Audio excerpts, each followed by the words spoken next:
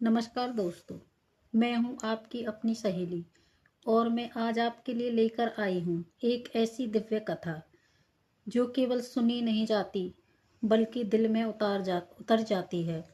आज की कहानी नारी शक्ति के उस रूप की है जिसने यह सिद्ध कर दिया कि जब अधर्म अपनी सीमा पार करता है तो स्वयं सृष्टि शक्ति को जन्म देती है।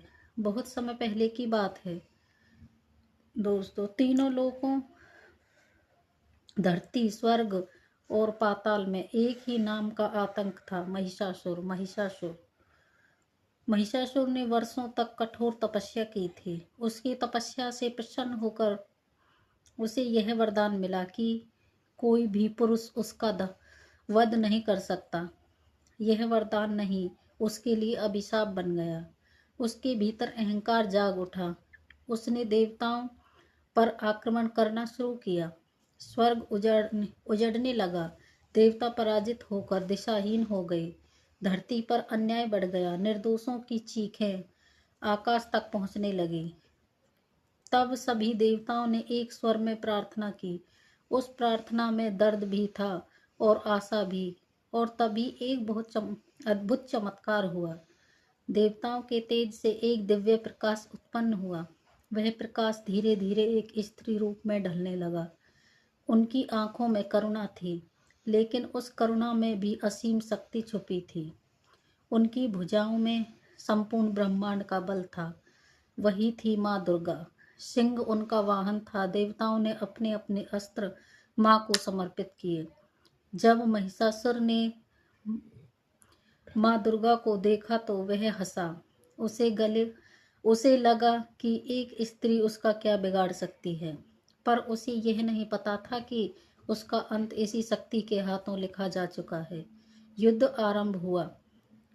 9 दिन 9 रात धरती कांपती रही, आकाश गूंजता रहा। महिषासुर बार बार अपना रूप बदलता, कभी भैंस, कभी सिंह, कभी मानव, कभी दानव, लेकिन माँ दुर्गा हर रूप में अटल रही।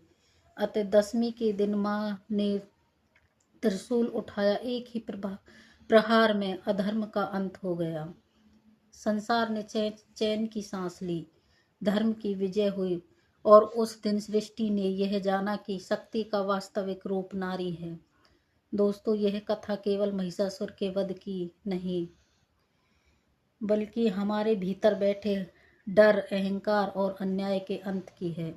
माँ दुर्गा हमें सिखाती है कि शक्ति का अर्थ केवल बल नहीं होता। शक्ति का अर्थ होता है सहन शक्ति, न्याय और साहस। जब भी जीवन में अंधकार छाने लगे तो याद रखिए, माँ दुर्गा की शक्ति हम सभी के भीतर विद्यमान है। अगर यह कथा आपको मन को छू गई हो तो इसे अपने दिल में जगह दीजिए। इसे अपने दोस्तों और परिवार के साथ बांटिए। यह वीडियो आपको अच्छा लगा हो तो इसे लाइक करें, अपने परिवार के साथ शेयर करें और चैनल को सब्सक्राइब करें। मैं फिर मिलूंगी एक नई कथा के साथ। ऐसे ही आध्यात्मिक कथाओं के लिए हमारे चैनल को सब्सक्राइब कीजिए। धन्यवाद।